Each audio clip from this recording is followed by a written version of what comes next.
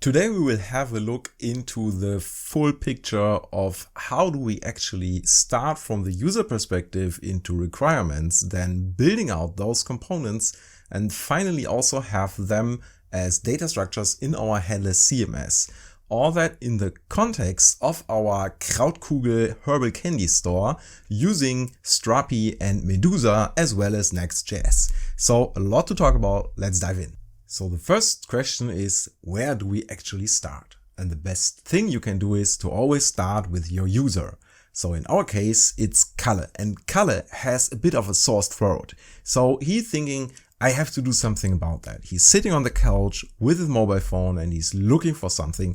And finally, he gets to our website, our product page, which shows him our Kräutermischung, which is like a herbal candy that helps your throat. And now Kalle is thinking, well, does that actually help me? And also, will I enjoy that candy? Will I like it? So from that, we could derive two stories. We will just focus on one for now.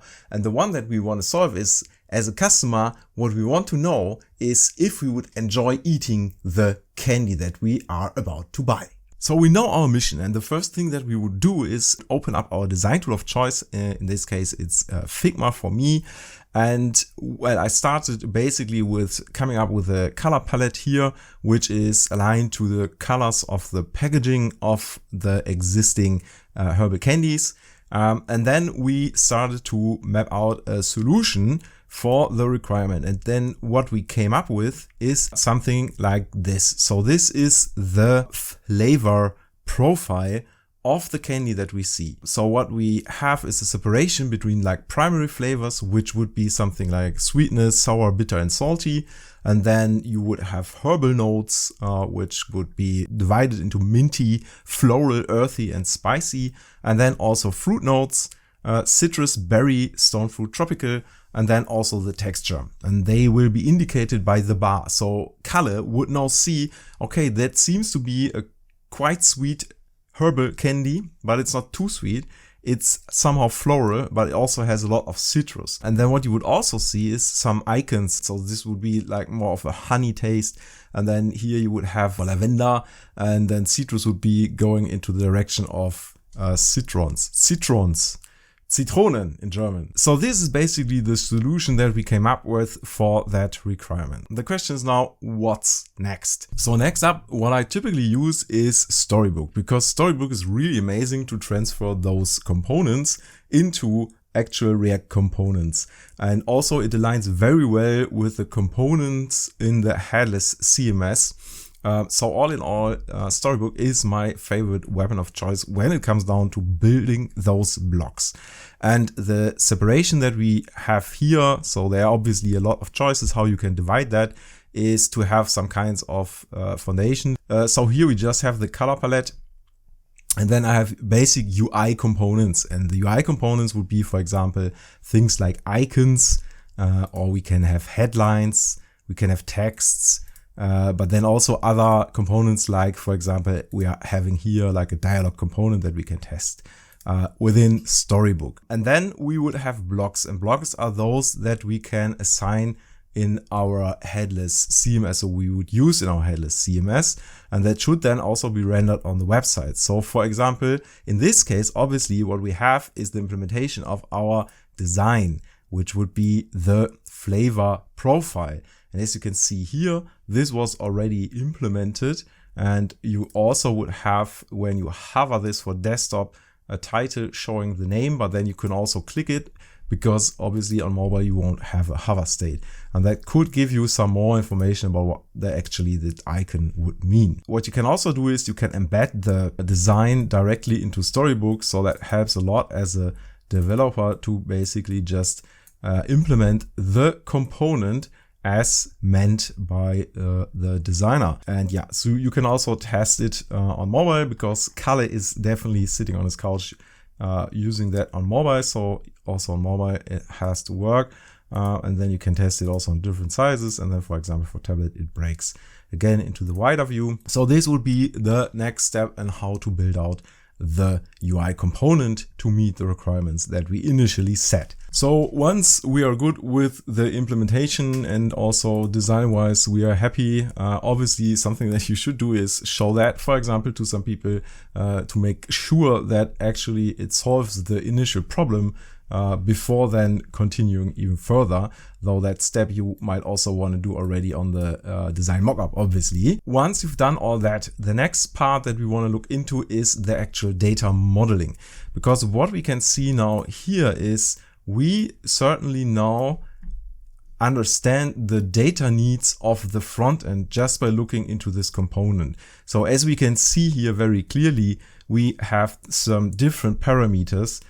So these are groups of tastes like sweetness, sour. So those are from 1 to 10 as integer values. And then you would also have an array of strings, which would be the icons that should be shown here. So now we understand the needs of the data. And then the texture is just a number from 1 to 10 as well in order to show this bar at the bottom here. Since we do know all this, we can have a look into our two different systems that will provide us with actual data. So we have Medusa as our e-commerce system. So this will be the place where we have our products, but then our content management system will be Strapi. And here we will actually also have quite a lot of information about the product itself. So one thing that you often would see is when you integrate a headless CMS with an e-commerce backend is that you would have a two-way sync of data. So you would basically just copy all the data from Medusa, create the schema for that in Strapi, and then copy those things over. So I won't do it that way because I'm actually not a big fan of the data syncing part. I much more like when it's clear and you have a clear separation and only data lives just more or less in one place. And then you aggregate those data in the data fetching part, which we will cover later. But for now, let's have a look and think about the data structure. So one thing that we will definitely need is the product. And then also what I decided is to use another collection type, which is called flavor profile. Because at some point what we want to do is something like give us all the products where the sweetness is, for example, greater than 6. And those queries we can do if we have a collection type and then also have a relation from product to the flavor profile. So what I decided to do is to have the product having a relation to the flavor profile. And then if we look into the flavor profile, I did not group the actual flavors into the groups that we saw on the front end, because that also gives us a bit more flexibility. Maybe at some point we want to change that, or we want to add some here, or maybe we want to have for different types of products, different groupings, but still there would be floral, but maybe somewhere else. So the idea here is we just have all the flavors just as a separate fields, and those are starting min at 1 and max at 10. What you could also do is have them empty, so you don't need to have all of them.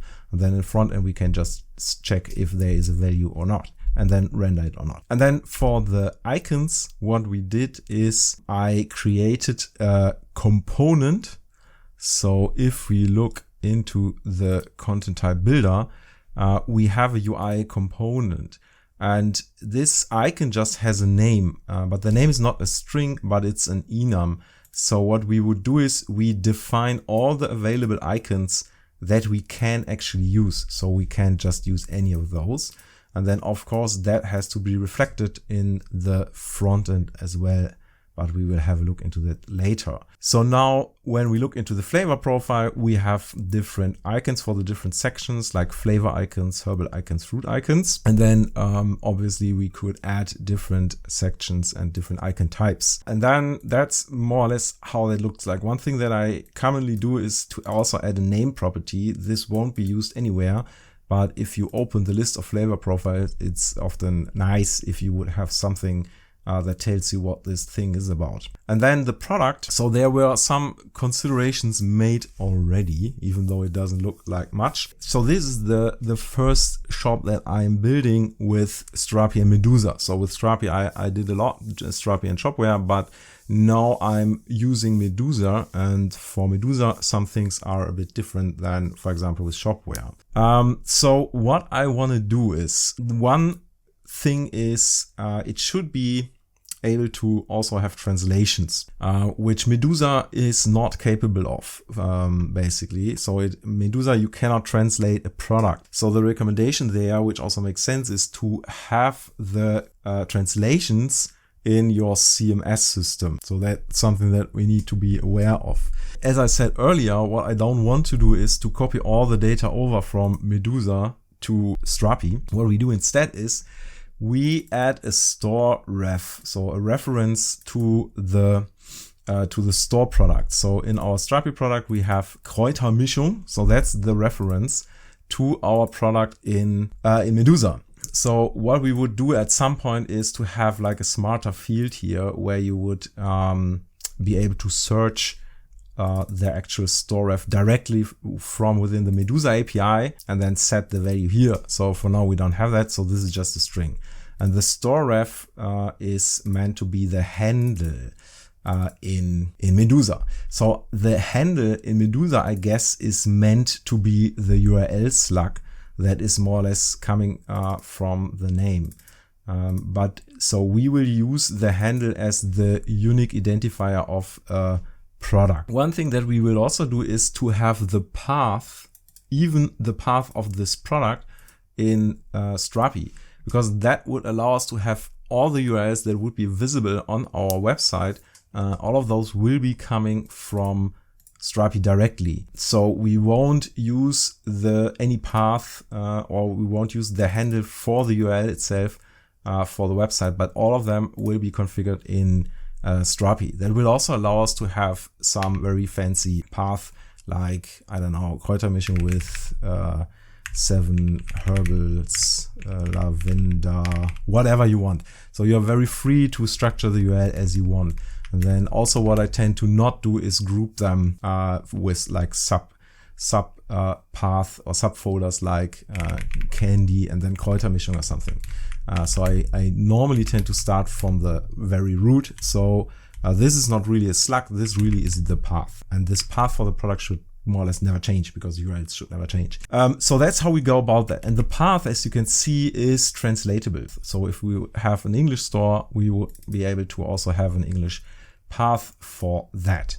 The store ref will always be the same because in Medusa we don't have translations, so this product will always be referred to this same handle. Then of course we have the flavor profile. The flavor profile is also not translatable because the flavor profile itself does not contain any text. It's just the values and the keys. So the keys then could be translated using a translation tool, but that would be UI translations and those won't be in the CMS. So the flavor profile is not translatable, but it doesn't have to be. And now we linked the flavor profile to that product Kräutermischung. And then also we have SKUs. So the idea here is, I haven't yet done that, but I'm thinking about that I will do it this way, is that you have products with different variations. And then each variation always has its unique SKU. So as you can see here, for example, we have this one product, but there are variations. Like you can buy it as a single package, but you can also, order like a larger package in a bulk of 10 or something. So those always have the different SKUs. So every variation has a unique SKU. What I think I will do is I will have the SKU being optional, but the store ref will be mandatory, but not unique. So what we can do then is we can have one product in Strapi for all SKUs. But what we can also do is we could create one product, like multiple products for one Medusa product, but differentiate them with the SKUs. So for example, what we would be able to do is we can create 2 products, or let's say we create 3 products.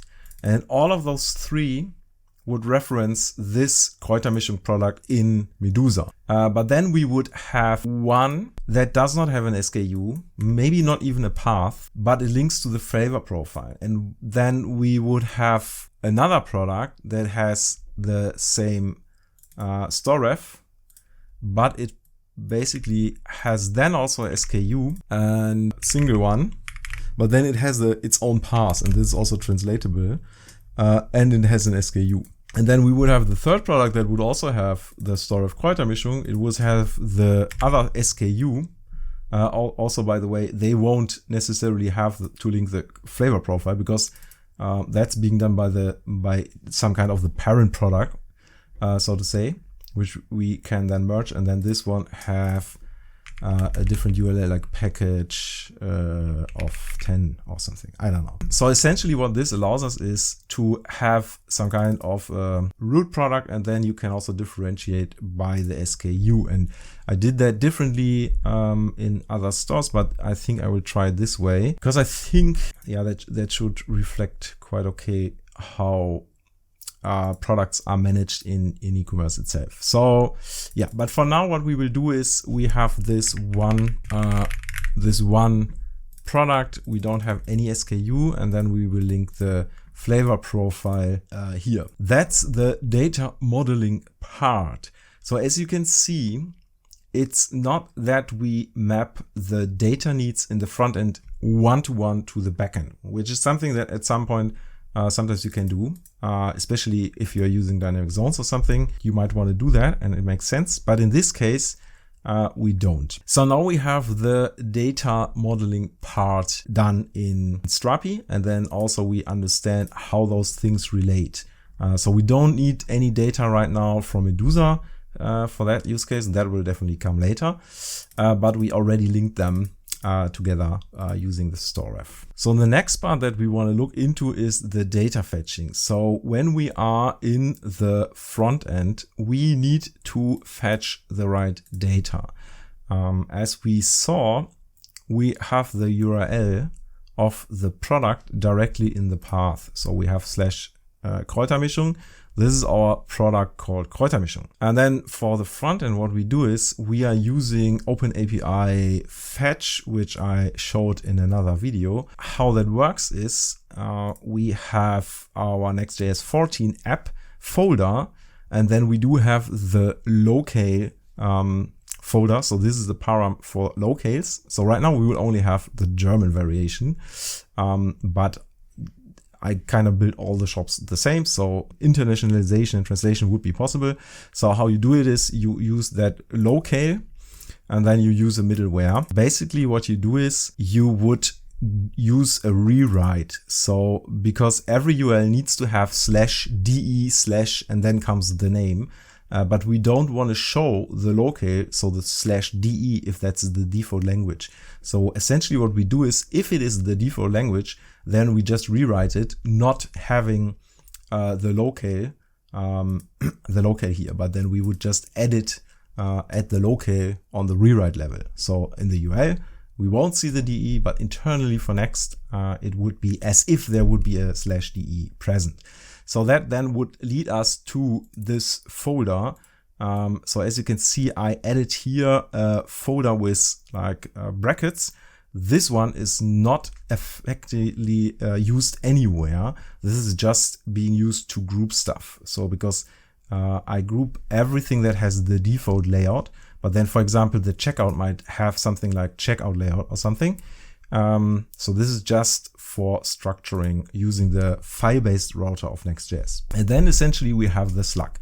So that means that any page that has not really its own URL in the folder structure will essentially end up here. So this is our catch-all route, so to say. And then what we do is on that page, we would have the slug and the locale. So these are those parameters, locale and slug.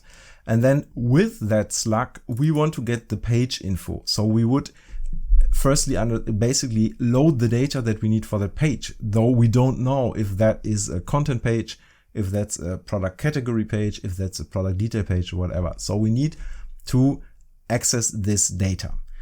So right now we are only looking into product pages. So the rest will come at some later point. But how we do that is we have our Strapi TS file, and here we do our data fetching.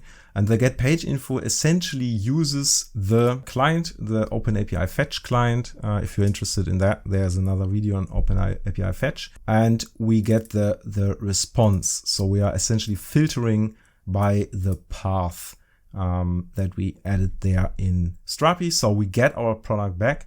And since it is a product, we understand the page type is product page.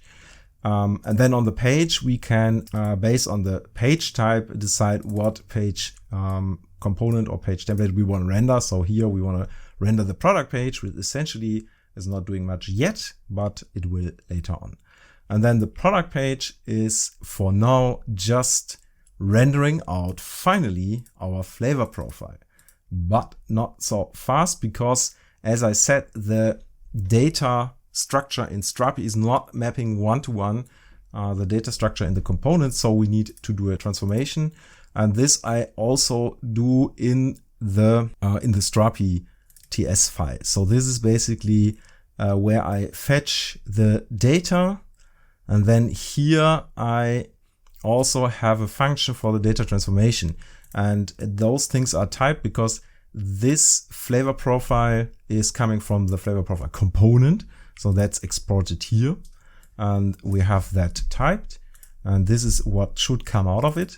And then using OpenAPI fetch, we also have the types for the flavor profile schema that we have in Strapi, which is pretty cool. And then you kind of just map it. So as I said, sometimes it's good to have the data structure from, or the schema from the Headless CMS directly in your component. Sometimes that's convenient, but not always. And then also having this, it gives you quite a bit better separation from the Headless CMS and the UI components. Also, it makes it easier to develop the component in isolation in Storybook, because when we are working from the top, so from the user to the UI, to the front end component, and then to the backend, we don't know exactly how the schema in the backend looks like when we are developing the front end component. So in that scenario, it makes sense to have this data transformation, and then you don't have this strong coupling as well,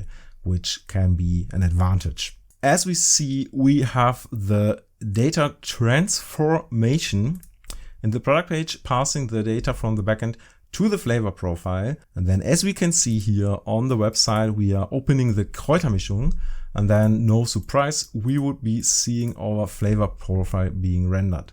And then obviously once we change anything, so let's say we want to say this is also a little bit sour, we can of course do so for this product, and then the sourness is bigger. So what will be coming next is that we want to obviously aggregate the data, because if that should be a product, we kind of want to add this to cart. But then once we add this to cart, this is something that's being managed by our Medusa backend. So what we would definitely need in the backend or in the front end is, for example, the product ID from the Medusa product, so we can add it into cart. And then in order to get that, we will use our data fetching for the aggregation of the data. And we, for example, got the data back and also the reference to the Medusa product. Then what we will be able to do is on the product page, then start also accessing data, for example, that we need from Medusa. And that way we can aggregate the data in the server part of Next.js using React Server components, which is pretty cool, but that's something for the next. So in this video, we had a look how the end-to-end process looks like from the situation a user is in to concrete solutions in Figma mockup, how to implement that in Storybook, get the data modeling part done, understand a bit how we want to use Medusa in conjunction with Strapi, and then also do the data fetching, data transformation, and the actual rendering on the page. And this is more or less the process that I will be using for everything else that I'm be building at least on the UI and component side. So I hope you got something out of that. If that's the case, please like. Also, I'm celebrating 100 subs, so make it more, subscribe to the channel, and see ya.